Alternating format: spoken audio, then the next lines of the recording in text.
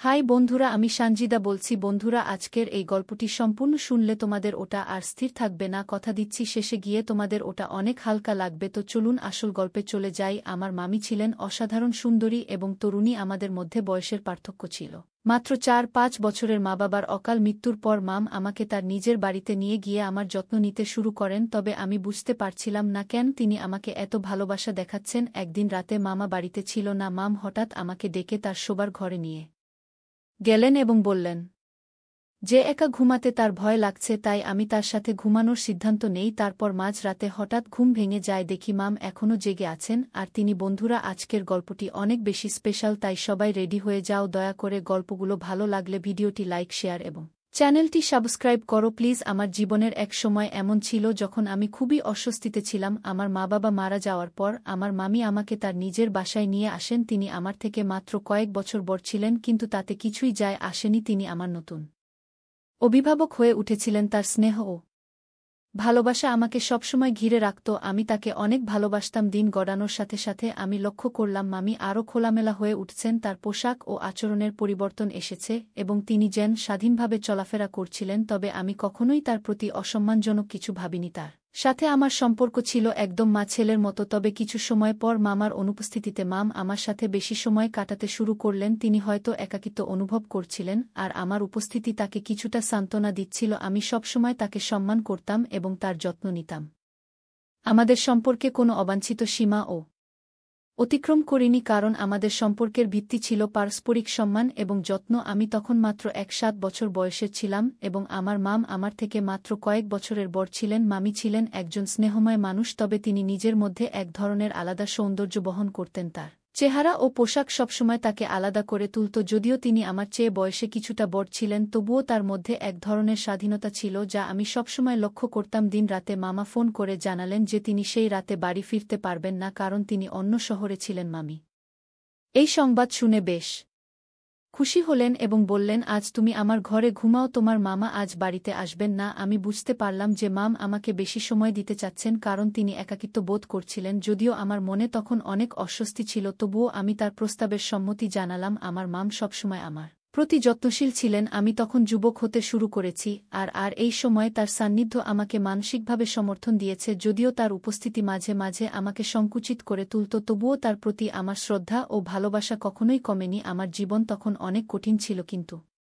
আমার মাম সবসময় আমাকে আগলে রেখেছিলেন। আমার বাবা ও দাদু দাদি অনেক আগেই চলে গিয়েছিলেন আর মামির বিয়ের পর থেকে তিনি আমার জীবনের সবচেয়ে আপনজন হয়ে উঠেছিলেন। আমাদের সম্পর্ক ছিল একেবারে নিঃস্বার্থ এবং ভালোবাসায় ভরা, যেখানে কোন ধরনের অসম্মান বা অশালীনতার স্থান ছিল না। একদিন মামা বললেন, তুমি এই ছেলেটাকে তার খালার কাছে পাঠিয়ে দাও, আমরা এর দায়িত্ব নিতে পারব না। মামার চোখে জল এসে গেল। তিনি বললেন, আপনি কিভাবে এমন কথা বলছেন? এটি আমাদের পরিবারের একজন, আমি তাকে কখনো একা ছেড়ে দিতে পারব না। মামা রাগান্বিত হয়ে বললেন, আমার ব্যবসায় এখন অনেক চাপ, আমি আর্থিকভাবে ভালো অবস্থায় নেই, অতিরিক্ত দায়িত্ব নিতে পারব না। আমি এই কথাগুলো শুনে আরও বেশি ভেঙে পড়লাম। আমার ভবিষ্যৎ নিয়ে অন্যরা সিদ্ধান্ত নিচ্ছিল আর আমি কিছুই করতে পারছিলাম না। মাম তখন মামার সামনে হাত জোট করে বললেন, দয়া করে এমন অবিচার করবেন না, সে ইতিমধ্যেই অনেক বড় আঘাত পেয়েছে। আমি প্রতিশ্রুতি দিচ্ছি তার কারণে আপনাকে কখনো কোনো সমস্যার পড়তে হবে না। মামা তখন বললেন, তুমি বুঝতে পারছো না, আমাদের আয়ের অবস্থা খুব খারাপ, বাড়ির খরচ চালাতেই হিমশিম খাচ্ছি, আরও একজনের দায়িত্ব নেওয়া আমার পক্ষে সম্ভব নয়। মাম তাকে বোঝানোর চেষ্টা করলেন, আমরা এই বাড়িটি ভাড়ায় দিতে পারি, তাতে কিছু আয় হবে। আমার জীবন এক সংকটের মধ্য দিয়ে যাচ্ছিল। বাবা-মা চলে যাওয়ার পর আমি একেবারে একা হয়ে পড়েছিলাম। আমার মামামাম আমার জন্য অনেক কিছু করলেন। তারা আমার বাড়ি এবং বাবার ব্যবসা ভাড়ায় দিয়ে আমার জন্য অর্থের ব্যবস্থা করলেন। তারা বললেন, যখন বড় হবে তখন নিজেই সবকিছু দেখাশোনা করতে পারবে, শুধু কিছু বছরের অপেক্ষা। আমি তখন মামির ঘরে থাকতে শুরু করলাম। তারা আমাকে একটি ছোট ঘর দিয়েছিলেন, যেখানে একটি সিঙ্গেল বিছানা এবং একটি আলমারি ছিল। মামা আমাকে স্কুলে ভর্তি করিয়ে দিলেন, নতুন পোশাকও কিনে দিলেন। তবে আমি সবসময় চুপচাপ থাকতাম, পড়াশোনায় মন বসত না, কারণ সারাক্ষণ মা বাবার কথা মনে পড়ত। একদিন আমি নিজের ঘরে বসে কাঁদছিলাম। মাম এসে আমাকে দেখে কাছে টেনে নিলেন এবং সান্ত্বনা দিতে লাগলেন। তিনি বললেন, তুমি চিন্তা করো না, সময়ের সাথে সাথে সব ঠিক হয়ে যাবে। তার কথা শুনে কিছুটা স্বস্তি পেলেও আমার মনের মধ্যে সবকিছু অস্বাভাবিক লাগছিল। মাম আমার কাঁধে হাত রেখে সান্ত্বনা দিতে লাগলেন, কিন্তু আমার মনে তখনও কিছু একটা অস্বস্তি কাজ করছিল। আমি দ্রুত মামির থেকে সরে আসতে চাইলাম, কারণ আমার মনের মধ্যে এক ধরনের অজানা সংকোচ তৈরি হচ্ছিল মাম কিছুক্ষণ ধরে।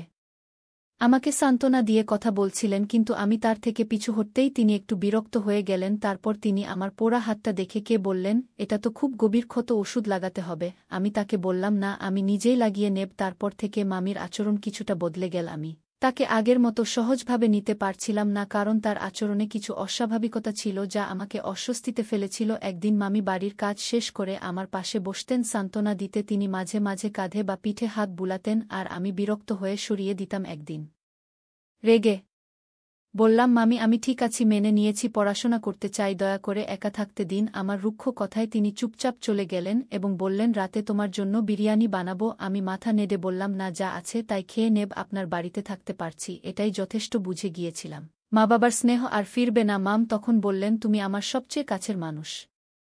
অদ্ভুত চিন্তা ঘুরছিল। ঠিক তখনই আমার দৃষ্টি মামির কানের দিকে গেল আর আমি বিস্মিত হয়ে পড়লাম। তার এক কানে টপস ছিল কিন্তু কানে কিছুই ছিল না। আমি অবাক হয়ে বললাম, মাম আপনার টপস কোথায়? মাম তৎক্ষণাৎ নিজের কানের দিকে তাকালেন এবং বললেন, মনে হয় কোথাও পড়ে গেছে, হয়তো ঘরেই কোথাও আছে। আমাদের বাড়িতে এমন কেউ আসে না যে চুরি করে নিয়ে যাবে। আমি হাত বাড়িয়ে দিলাম আর তিনি আমার মুঠো খুলে দেখলেন যে সেই টপস আমার হাতেই ছিল। এটি দেখে মাম আমার দিক থেকে দৃষ্টি সরিয়ে নিলেন। অদ্ভুত ব্যাপার হলো, মাম একবারও জিজ্ঞেস করলেন না এই টপস আমার কাছে কোথা থেকে এলো। তিনি চুপচাপ টপস নিয়ে ঘর থেকে বেরিয়ে গেলেন। কিন্তু আমার মাথায় অনেক চিন্তা ঘুরছিল, এটা আসলে কি ঘটল। এরপর থেকে আমি মামুর সঙ্গে আরও বেশি দূরত্ব বজায় রাখতে শুরু করলাম। এই ঘটনা ঘটার প্রায় 1 মাস পর মামুর শরীর খারাপ হতে শুরু করল। তিনি যা খেতেন বা পান করতেন তা আর হজম হতো না। সারাদিন তিনি শুয়ে থাকতেন, কাজও করতে পারতেন না। মামা পুরো বিষয়টা নিয়ে খুবই অস্থির ছিলেন এবং বললেন, তুমি জানো তুমি অসুস্থ হলে পুরো বাড়ি অগোছালো হয়ে যায়, চলো তোমাকে ডাক্তারের কাছে নিয়ে যাই। কিন্তু মাম বললেন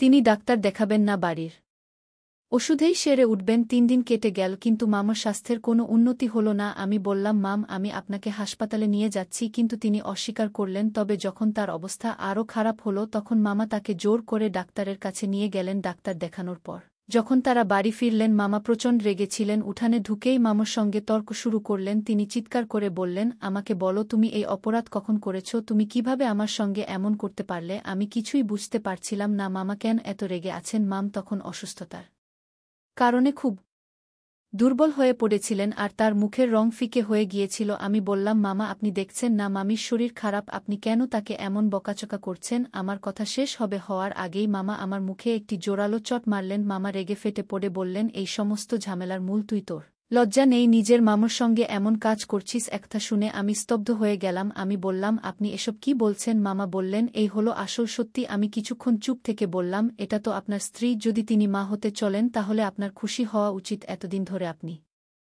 নিঃসন্তান ছিলেন আর এখন যদি আল্লাহ আপনাকে সন্তান করেন তাহলে আপনি আনন্দিত হওয়ার বদলে উল্টো আমার উপর দোষারোপ করছেন। আপনি ঠিক আছেন তো? মামি আমার মাসুম, আমি কিভাবে এমন কিছু করতে পারি? এটি অসম্ভব। আমার কথা শেষ হতেই মামা বললেন, আমি সন্তান জন্ম দেওয়ার ক্ষমতা রাখি না, আমি এক নিঃসন্তান পুরুষ আর সে তোমার মাম, তোমার মা নয়। আমার সামনে নিষ্পাপ সাজতে এসো না। যা কিছু তোমরা দুজন করেছ, আমি কখনো এই মহিলাকে আমার জীবনে আর রাখতে পারব না। আমি বুঝতে পারছিলাম না যেন আমার মাথায় কেউ বোমা ফাটিয়ে দিল। এ ধরনের কথা সেই দিনই মামা মামুর সঙ্গে বলেছিলেন যখন আমি স্কুলে যাচ্ছিলাম। সেই সময় আমি থেমে গিয়েছিলাম, কিন্তু এই কথাকে এত গুরুত্ব দিইনি। ভেবেছিলাম মামা রাগের মাথায় বলছেন, আসল সত্যি এমন হতে পারে না। আমি তখনও এই চিন্তাগুলো থেকে মুক্তি পাইনি যখন মামা মামিকে তালাক দিয়ে বললেন, এখনই বেরিয়ে যাও এখান থেকে। মামা আমাদের দুজনকে জোর করে বের করে দিলেন। মামি তখন কাঁদতে কাঁদতে ভেঙে পড়ছিলেন। সেই মুহূর্তে আমি কোনো প্রশ্ন করতে পারিনি, তাই মামিকে নিয়ে আমি আমার বাড়িতে চলে এলাম। সেখানে ভাড়াটিয়াদের 2 দিনের সময় দিলাম বাড়ি খালি করার জন্য। আমি মামিকে নিয়ে ঘরে বসেছিলাম কিন্তু বুঝতে পারছিলাম না কিভাবে কথাটা শুরু করব। আমি বললাম, আপনি হয়তো আমাকে এমন কিছু খাইয়ে অপরাধে জড়িয়েছেন, কিন্তু কেন? হ্যাঁ, আপনি আমার মা নন, কিন্তু আমি আপনাকে সবসময় মায়ের মতোই সম্মান দিয়েছি। কেন আপনি এমন কিছু করলেন? আমি সবসময় মামিকে মায়ের মতো সম্মান দিয়েছি। কিন্তু তিনি কোনো উত্তর দিলেন না, কেবল আমাকে এক অদ্ভুত দৃষ্টিতে দেখতে লাগলেন। ভাড়াটিয়ারা চলে গিয়েছিল আর সেই বাড়িতে শুধু আমি আর মামি ছিলাম। আমি মামিকে বললাম, এই ভুল মিটিয়ে ফেলুন, আমি কোনো সম্পর্ক মানি না, আমি কিছুই বুঝি না। তবুও মাম কোনো উত্তর দিলেন না। কয়েক মাস এমনই কেটে গেল, কিন্তু যখন তাদের বাড়িতে একটি কন্যা সন্তানের জন্ম হলো তখন তারা তার ডিএনএ পরীক্ষা করালেন এবং সেটা তার স্বামীর সঙ্গে মিলে গেল। এরপর মামি আমাকে পুরো সত্যি বললেন। তিনি বললেন, আমার স্বামী নিঃসন্তান ছিলেন, তবে তার চিকিৎসা সম্ভব ছিল, কিন্তু তিনি কখনো চিকিৎসা করাতে রাজি হননি। আমি গোপনে তাকে হাকিমের ওষুধ খাওয়াতাম, আর ওষুধ খাওয়ার পর তিনি সম্পূর্ণ নিয়ন্ত্রণ হারিয়ে ফেলতেন। তাই আমি তোমাকে ঘুমের ওষুধ দিতাম যাতে তুমি ঘর থেকে বের না হও। এই বাচ্চাটি আমার স্বামীর সন্তান। আমি জানতাম, তাকে আগে থেকেই বোঝাতে পারতাম না, তাই আমি তাকে বলেছিলাম, এই সন্তান তোমার, তুমি চাইলে ডিএনএ পরীক্ষা করিয়ে নাও। যদি প্রমাণ হয় যে সে তোমার সন্তান নয়, তুমি আমাকে তালাক দিতে পারবে, কিন্তু যদি সে তোমার সন্তান হয় তাহলে আমাকে তোমার স্ত্রীর মতো গ্রহণ করবে। তালাকের সময়ও মামা বলেছিলেন, যদি এই সন্তান আমার না হয় তবে আমি তালাক দেব। এখন যখন প্রমাণিত হয়েছে যে এই মেয়ে তার সন্তান, তখন তালাক কার্যকর হয়নি। মামা মামিকে ফিরিয়ে নিতে আসছিলেন, কিন্তু আমি যাওয়ার প্রস্তাব প্রত্যাখ্যান করলাম। আমি বললাম, আমি আমার বাড়িতে একাই থাকতে পারব, আমার বাবার ব্যবসাও সামলাতে পারব, আমি চাই না আমার জন্য আপনার জীবন কোনো সমস্যায় পড়ুক।